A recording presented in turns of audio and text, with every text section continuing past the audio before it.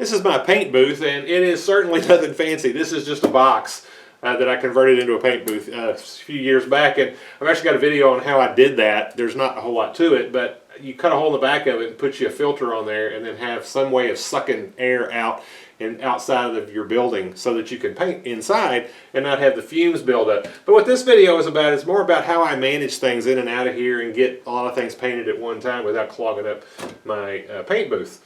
So you'll notice I've got a Lazy Susan in here. I've got a video on how I made this thing years ago. It's just made out of some junk scraps that I had laying around, but it gets the job done really well. One of the things I'll do is I'll put a piece of cardboard on there, and then you put the item that you're painting, and this Lazy Susan allows you to paint all the way around it like that. And then when you're done with it, the cardboard's going to help you in that you can now take this and put it somewhere else, bring you in another piece of cardboard, the next item that you want to paint, and you just keep moving. You don't have to let it sit there until it dries. Now, one thing, when you do paint something like this, a lot of times you want to get all the sides of it. And in order to do that, you would like paint this side first, and then take one of these little trivets. And what I do is you just take a scrap piece of wood and put you some nails in there and bite the heads off of it, and then paint that side, set it on there. Now, it will leave some little prick marks on the bottom, but they're really not a problem, especially as you go. If you're going to put like 3 coats of paint on there, for the last coat you might not use this, but the other ones, you know, you'll paint it, sand it, paint it again, and they'll go away when you sand it and put another coat of paint on there. But that allows you to get it up off of there. That bottom side's painted, and then you can paint the rest of it, and then you take that somewhere and let it dry. And then I have some individual ones like this, in case you have something bigger that you need to spread them out, so it, you know, will cover the whole thing. Another thing that I use is this, and I'll use it for things like if I've got a bunch of things that are going to hang that I need to paint, I can do that, and then you can paint those, turn them around, paint them, and you're not going to get that tiny little spot up under there, but you can always, you know, come back and flip it and get that on the next coat or something like that.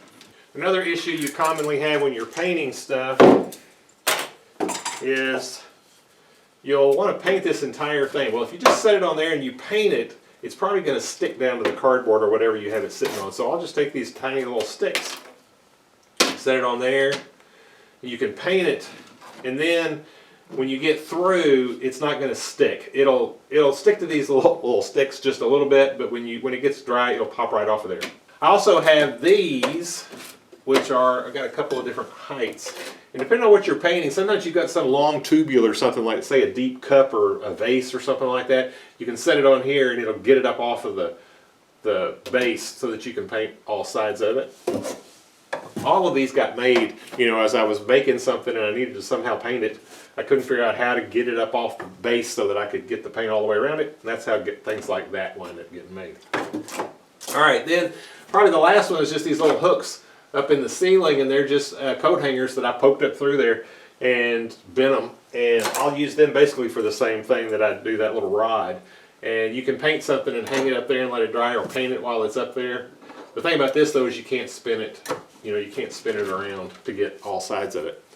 Alright, well, I hope that was helpful to you. As I was using this the other day, I thought, you know, might be helpful to show people how I use, not that it's all that brilliant or anything, but it is really handy for me, and I've kind of developed it over the years. So I hope this was interesting to you. Thank you for watching.